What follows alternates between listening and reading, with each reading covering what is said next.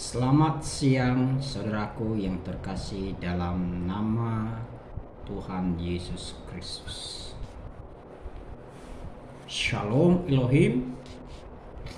Saat ini saya mau membagikan kebenaran untuk kita, yaitu di dalam kitab suci yang ditulis oleh para nabi, di dalam 2 Samuel 2 ayat 1 sampai ayatnya yang ke-32. Firman Tuhan berbunyi demikian. Daud menjadi raja atas Yehuda. Kemudian bertanyalah Daud kepada Tuhan, katanya, "Apakah aku harus pergi ke salah satu kota di Yehuda?" Firman Tuhan kepadanya, "Pergilah." Lalu kata Daud, "Kemana aku pergi?" Firman-Nya, "Ke Hebron." Lalu pergilah Daud ke sana dengan kedua istrinya, Ahinoam, perempuan Yizreel, dan Abigail, bekas istri Nabal, orang Karmel itu. Juga Daud membawa serta orang-orangnya yang mengiringinya masing-masing dengan rumah tangganya.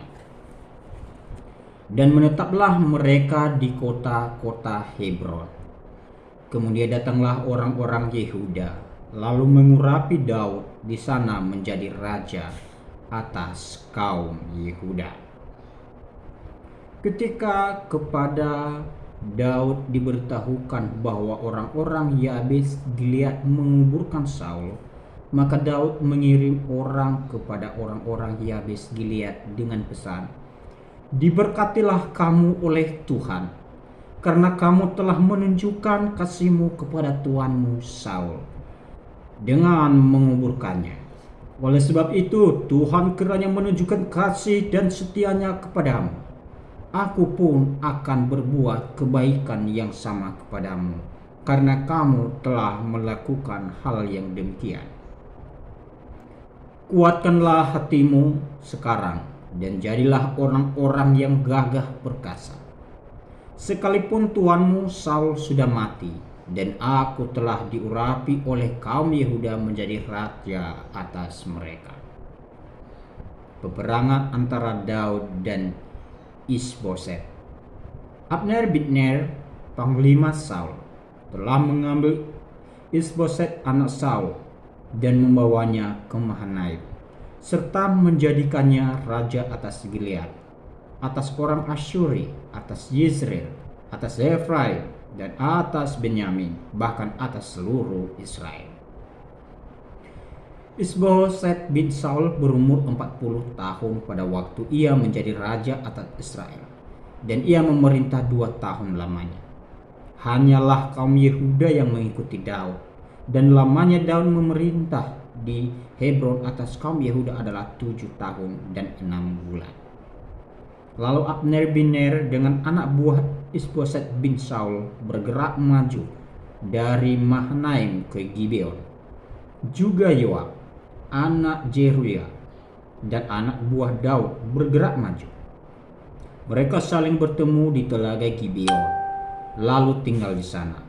Pihak yang satu di tepi telaga sebelah sini, dan pihak yang lain di tepi telaga sebelah sana. Berkatalah Abner kepada Yoab, "Biarlah orang-orang muda tampil dan mengadakan pertandingan di depan kita." Jawab Yoab, "Baik." Lalu tampillah mereka dan berjalan lewat dengan dihitung 12 orang dari suku Benyamin. Dari Isboset, anak Saul, dan 12 orang dari anak buah Daud. Kemudian mereka masing-masing menangkap kepala lawannya dan menikam pedangnya ke lambung lawannya, sehingga rebahlah mereka bersama-sama. Sebab itu tempat itu disebutkan orang Helkat Hazurim, letaknya dekat Gibeon.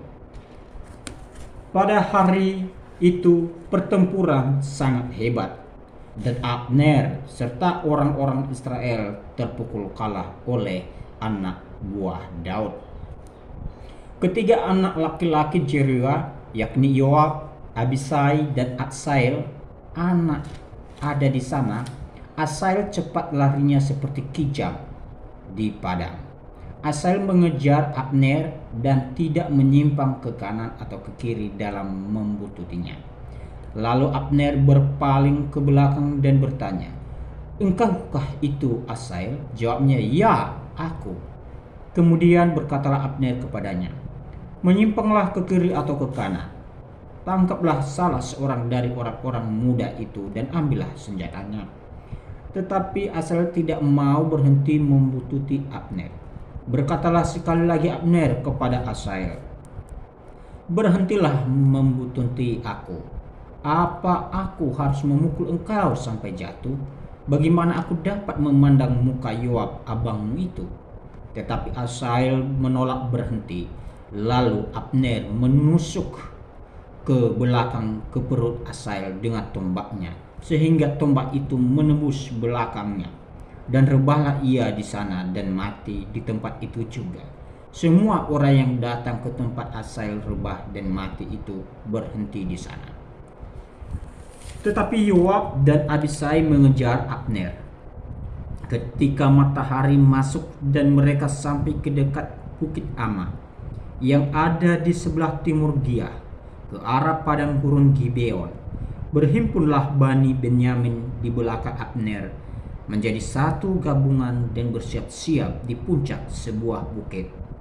Berserulah Abner kepada Yoab, "Haruskah pedang makan terus-menerus? Tidak tahukah engkau bahwa kepahitan datang pada akhirnya? Berapa lama lagi engkau tidak mau mengatakan kepada rakyat itu supaya mereka berhenti memburu saudara-saudaranya?" Jawab Yoab, "Demi Allah yang hidup, sekiranya engkau berbicara tadi, maka tentulah sudah dari tadi pagi rakyat menarik diri dari memburu saudara-saudaranya."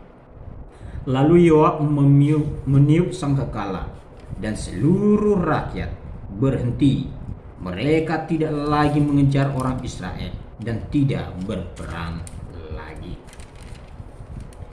Semalam-malaman Abner dan orang-orangnya berjalan melalui Araba Yordan, menyeberangi sungai Yordan, berjalan terus hampir sepanjang siang, lalu sampai ke Mahanaim.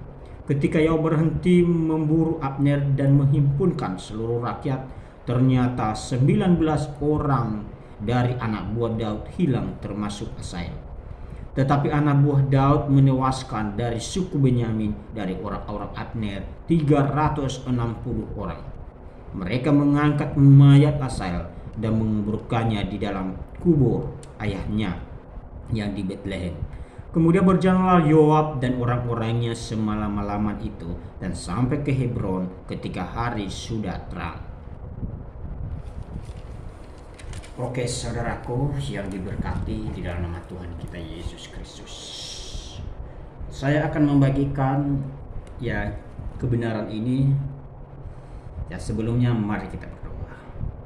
Terima kasih ya Allah yang kami sembah, saat ini kami telah mendengarkan sabda-Mu.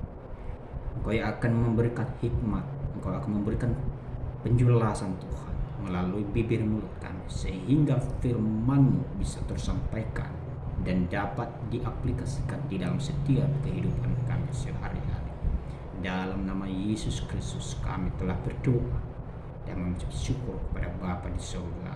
Amin. Saudaraku yang dikasihi oleh Tuhan, ini firman Tuhan berbicara bagaimana ketika Daud menjadi raja atas Yehuda. Kita tahu Yehuda adalah salah satu daripada bani atau dari suku Bani Israel yang memang dijadikan sebagai umat pilihan oleh Allah atau umat yang diberkati oleh Tuhan.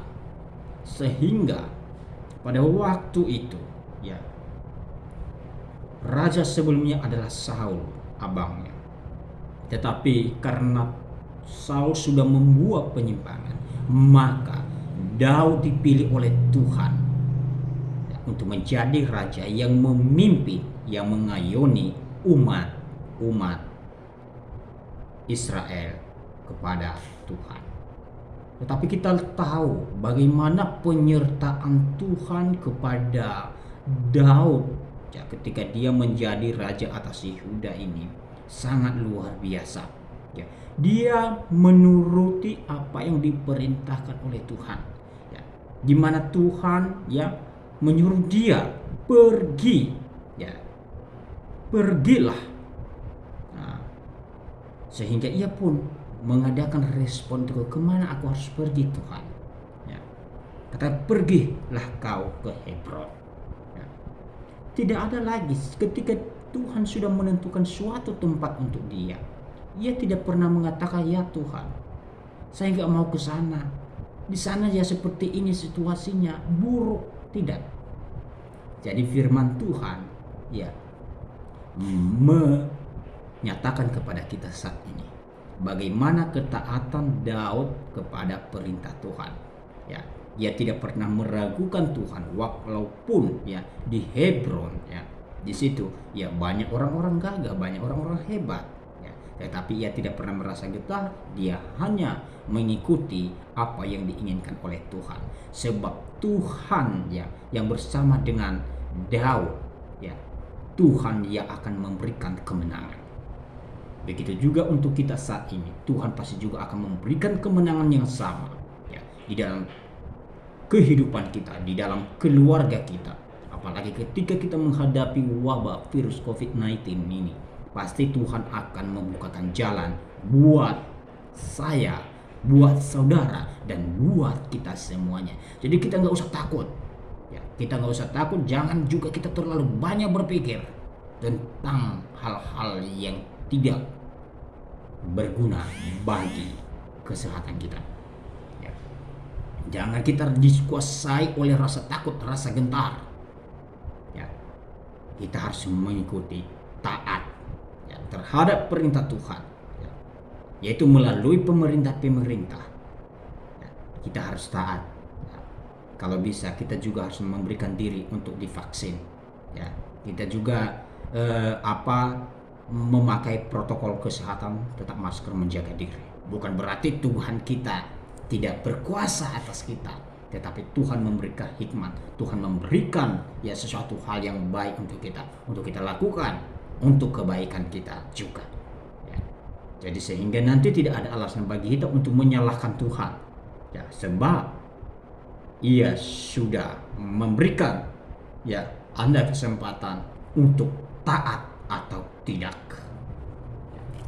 Jadi saudaraku, kita lihat bagaimana kemenangan juga nanti yang diberikan oleh Tuhan kepada si Daud ya, ketika peperangan antara Daud dan Isboset. Ya, di sana kita lihat ya, bagaimana kemampuan perang ya para pengikut Daud yang taat kepada Tuhan. Ya.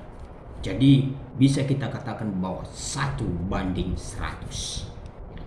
Jadi saudaraku, ya, bahwa ketika kita taat kepada Tuhan, ketika kita mengikuti apa yang Tuhan rindukan, dan lihatlah bahwa kemenangan-kemenangan besar akan Tuhan berikan kepada saudara. Ya. Kemenangan-kemenangan hebat akan Tuhan berikan kepada saudara. Oke. Demikian firman Tuhan yang bisa saya bagikan untuk kita saat ini. Mari kita berdoa. Terima kasih Tuhan, terima kasih. Saat ini kami telah mendengarkan sabda, kami telah merenungkannya, supaya kami bisa menjadi orang-orang yang taat, supaya kami menjadi orang-orang yang mengikuti perintah Tuhan, supaya kami menjadi orang-orang yang berkemenangan. Terima kasih Bapa di surga, lindungilah kami, lindungilah keluarga kami di saat-saat pandemi COVID-19 ini Bapa, sehingga kami diberikan kesehatan, diberikan kekuatan, diberikan hikmat oleh Tuhan, menjadi orang-orang yang taat dan menjadi kemuliaan bagi nama Tuhan. Dalam nama Tuhan kami Yesus Kristus, Juru Selamat kami yang hidup, kami telah berdoa. Haleluya, haleluya, amin. Shalom.